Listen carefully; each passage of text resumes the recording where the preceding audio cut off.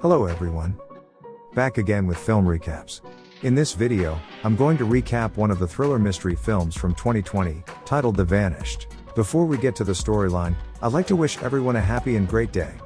Without further ado, let's get straight to the storyline.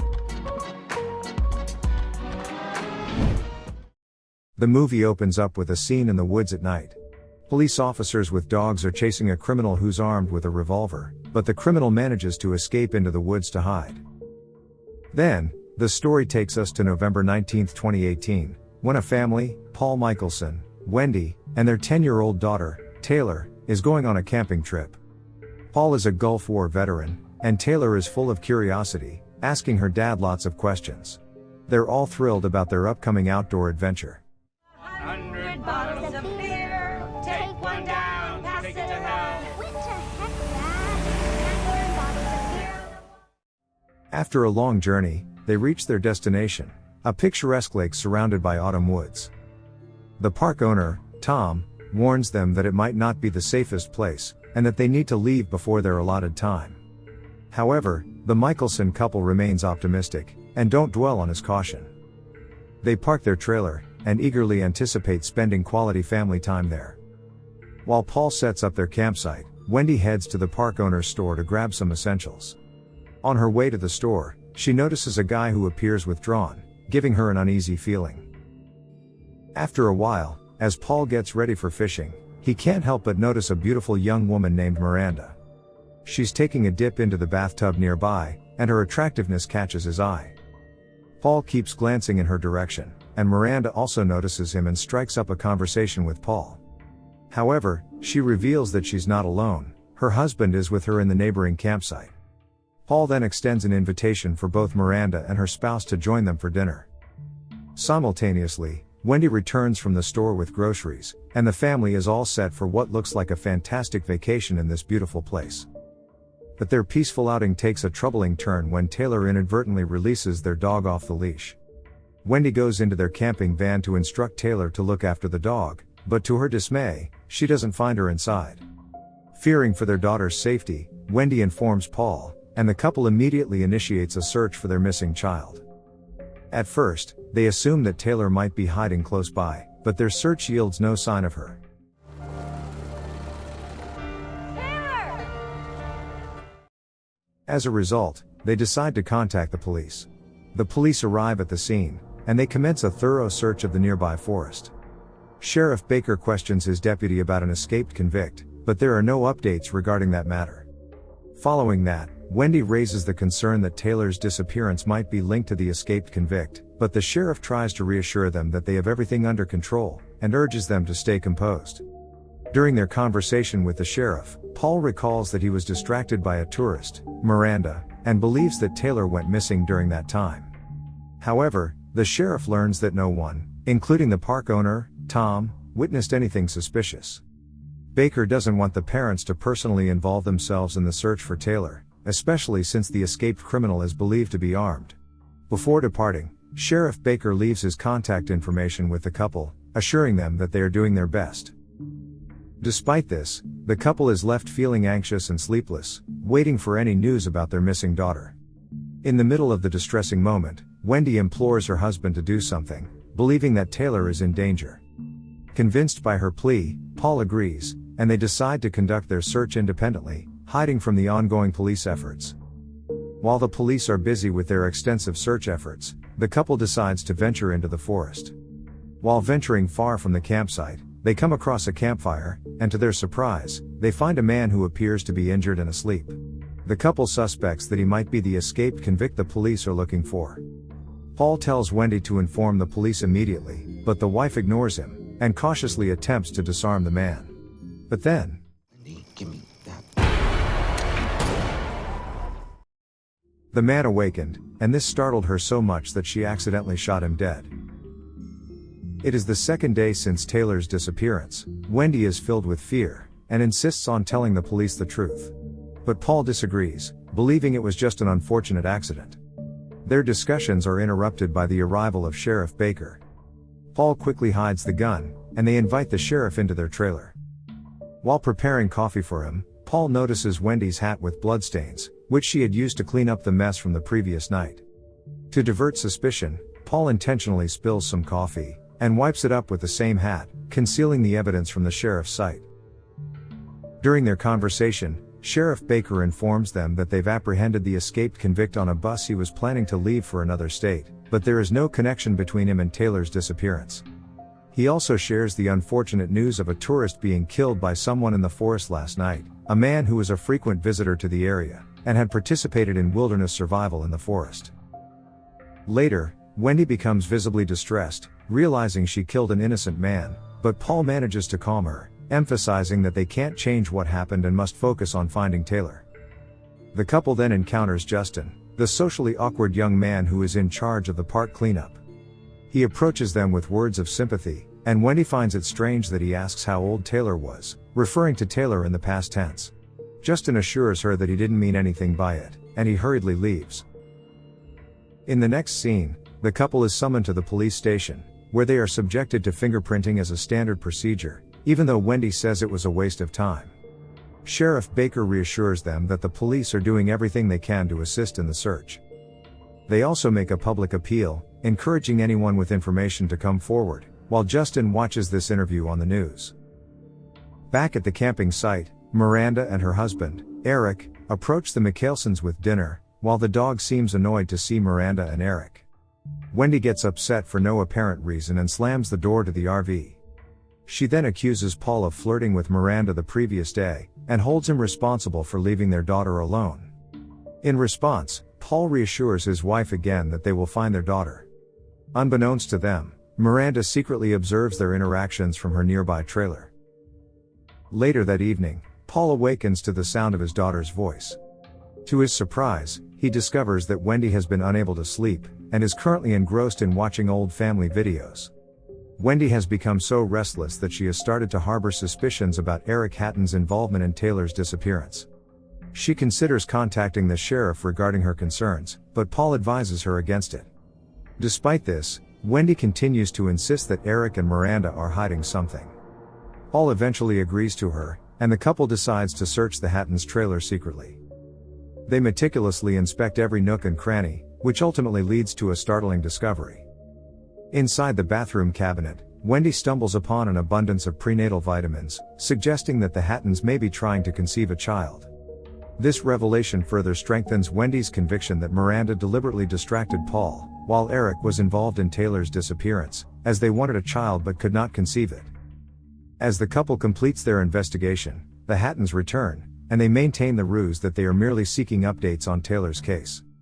Wendy proposes a joint search effort scheduled for the following day at 7 a.m., and the couple agrees to go with them.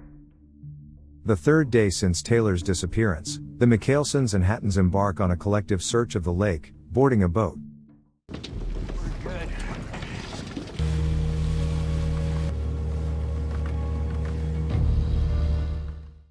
During their search, Wendy spots something floating in the distance, capturing her attention. But Eric dismisses it as a mere garbage bag, suggesting there's no need to approach it more closely. Despite this, the Michaelsons remain insistent on checking the object, so Eric takes them there. Upon closer examination, it turns out to be exactly as Eric described, a common piece of discarded garbage. Paul then takes action and discreetly disconnects the motorboat's wire. Here Wendy openly accuses the Hattons of being involved in Taylor's disappearance, and this sparks a highly charged confrontation. When the Hatton couple doesn't want to admit it, Wendy's tension escalates, and she retrieves a gun from her backpack, pointing it at them. Eric is fueled by anger when Wendy refers to Miranda as Paul's little girlfriend, so he strikes Wendy with a wooden block, causing the boat to capsize. In the water, he grabs Paul by the neck, but the latter stabs Eric with his pocket knife, and manages to free himself. After this, the couple makes their way to the shore, but Miranda is nowhere to be found. She appears to have drowned in the water. Later that day, Sheriff Baker visits the Michaelsons, urging them to recollect any small, seemingly insignificant details that might aid in the investigation. However, the couple has nothing more to add at this time. All they desire is for the police to diligently do their job. After leaving the trailer, the sheriff knocks on the Hattons' trailer door, but no one responds. His curiosity is piqued when he discovers that their trunk has been broken into, and that there are some tools in the trunk. Naturally, Baker enters the trailer for a closer inspection. During his search, he becomes fixated on red beads in the cabinet, along with prenatal vitamins and pregnancy tests. Just then, his colleague interrupts him with unsettling news: a body has been discovered. The Michaelsons also rush to the scene, but it's not Taylor, it's Eric. Later on, Sheriff Baker shows them the red beads, which Wendy identifies as Taylor's favorite. The fact that these beads were found in the Hattons' trailer raises serious suspicions. The police now have strong reasons to believe that this was a premeditated crime, and Miranda might hold crucial information. In the evening, Paul is confident that the police will find Taylor, but there's another problem. Sooner or later the police would find out what they did to the tourists, Eric and Miranda, so their arrest is only a matter of time. To distract herself from troubling thoughts, Wendy steps outside for some fresh air, and decides to visit Tom's store, but no one is there. She hears strange noises coming from the utility room, and sees a no-entry sign at the door. Hello? Tom suddenly appears, informing her that the store is closed. After Wendy pretends to buy a chocolate bar, and rent a couple of movie discs, Tom sympathizes with their situation and provides her with the items. Back to her trailer, while she's playing with her dog, there's a knock on the trailer door, and it's Justin. He apologizes to Wendy for not being much of a talker, and offers his sympathy. Despite this, Wendy finds his behavior odd, and decides to follow him after he leaves. She sneaks through the window, and he appears to be involved with some illicit substances. In the meantime, Paul goes outside to smoke, and lies down on the pier. But suddenly, his attention is drawn to bubbling beneath the pier, and when he turns on his flashlight, he sees Taylor in the water. In a panic, Paul begs the daughter to wake up, only to discover that it was all a nightmare. Wendy screams at the top of her lungs, and Paul is taken aback to learn that their beloved dog has been killed. Day 4 of disappearance, we see that Paul's patience with the police's progress is wearing thin, and he voices his frustrations to Sheriff Baker. The sheriff reassures them that he and his team are tirelessly working around the clock, while Paul mentions that Justin was doing drugs. The sheriff then suggests that Paul and Wendy check into a hotel, but Paul asserts that they won't leave until they're reunited with their daughter. Unbeknownst to the couple, forensic scientists have found a hair on Eric Hatton's ring, but the DNA analysis results are not yet available. Afterwards, Sheriff Baker engages in a conversation with Justin, who appears noticeably anxious. He vehemently denies any involvement in their dog's demise, claiming that he knows nothing about it. But the sheriff is well informed about Justin's troubled background. He was actually abandoned by his parents, and is now struggling with substance abuse. Even as Justin tears up and insists he's innocent, the sheriff suspects he might be covering up for someone. Shortly after Justin departs, the sheriff receives a phone call which makes him worried. He rushes to the hospital, and learns that Wendy has ingested an excessive amount of sedatives. Thankfully, the nurse assures him that her life is not in danger. During the night, Justin appears to want to stop doing drugs. Wendy, on the other hand, is unable to sleep again, so she grabs the movie discs and heads to Tom's store to return them. There, she notices no one, and seems determined to discover what's concealed in the utility room. Wendy successfully opens the locked door with the key she found in the store and enters the room. She then discovers that it's not just a utility room, it's a furnished living area, implying that Tom resides there. In one part of the room, she finds numerous videotapes, and a television. Upon watching one of the tapes, she sees Tom with an unidentified young girl, revealing him to be some sort of molester. But then, Tom surprises Wendy from behind, and knocks her unconscious, before tying her hands and legs. While Tom is hiding all of the tapes in a bag, Wendy wakes up, and tries to reach a nearby screwdriver, and then struggles to free herself from her restraints. When Tom returns to the room, she launches a surprise attack, sparking a fierce struggle between them. In the end, Wendy manages to gain the upper hand, by slamming him with a hammer and escapes. Without wasting any time, she reports the incident to the police. On the 5th day of Taylor's disappearance, Sheriff Baker informs the media that Tom has succumbed to his injuries in his utility room, and the authorities discovered a disturbing collection of explicit videos inside, including child pornography. Wendy faces no charges for her actions, as she was only acting in self-defense. Sheriff Baker now believes that Tom was not only involved in Taylor's disappearance, but also in the Hattons case. Later on, Sheriff Baker informs the Michaelsons about his intention to call off the lake search, as he doesn't believe Taylor was there. The FBI also gets involved in the case, and Paul and Wendy are left with no option but to wait and watch. The colleague also informs Baker that nothing has been found in Justin's trailer. Afterwards, Paul decides to gather all of Taylor's belongings into a box, signifying that it is time to accept that she might not return. Wendy is too shocked to react, and her husband explains that he can't bear the pain of looking at their daughter's things any longer.